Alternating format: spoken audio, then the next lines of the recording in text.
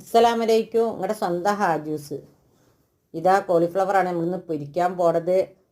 വെള്ളം തിളച്ച് മറിയുമ്പോൾ അതിൽ ഉപ്പും മഞ്ഞൾപ്പൊടി ഇട്ടിട്ട് ഈ പീസാക്കിയ കോളിഫ്ലവർ ഉണ്ടല്ലോ അതിലിട്ടിട്ട് 2 തിള തിളച്ചാൽ വെള്ളം വാരാൻ വേണ്ടിയിട്ട് ഊറ്റി വെക്കുക. 2 വലിയ സ്പൂണ് കോൺഫ്ലവർ, ഒരു അര സ്പൂണ് അരിപ്പൊടി, ഉപ്പ് പാകത്തിന്, ഇഞ്ചി വെളുത്തുള്ളി പേസ്റ്റ്, ഒരു വലിയ സ്പൂണ് മുളകും പൊടി. പിന്നെ നമുക്ക് സോയാ സോസും ടൊമാറ്റോ സോസും കുറേശ്ശെ ഒഴിച്ച് കൊടുക്കുക.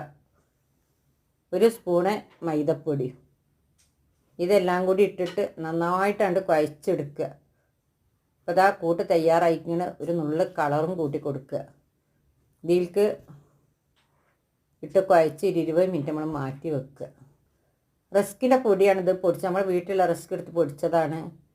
ഈ പൊടിയിൽക്കുണ്ടല്ലോ ഇട്ടിട്ട് നന്നായിട്ടൊന്ന് കുഴച്ചിങ്ങാണ്ട് നമ്മൾ പാന് അടുപ്പത്ത് വെച്ച് ചൂടായി വരുമ്പോൾ വെളിച്ചെണ്ണ ഓയില ഒഴിച്ച് കൊടുക്കുക. എന്തായാലും കുഴപ്പമില്ല. ചൂടായി വരുന്ന സമയത്ത് ഒന്ന് ഇട്ട് നോക്കുക. അപ്പോൾ അത് അങ്ങനെ മുരിയണ കാണുമ്പോൾ ബാക്കി അത് ഇട്ടെടുത്തുങ്ങാണ്ട് നമ്മളൊന്ന് തിരിച്ചും മറിച്ച് ഇട്ടെടുത്തിട്ട് കോരിയിട്ട് ഇതേപോലെ ഒരു ഇതിൽ എണ്ണ വാരാൻ വേണ്ടി വെച്ച് കൊടുക്കുക.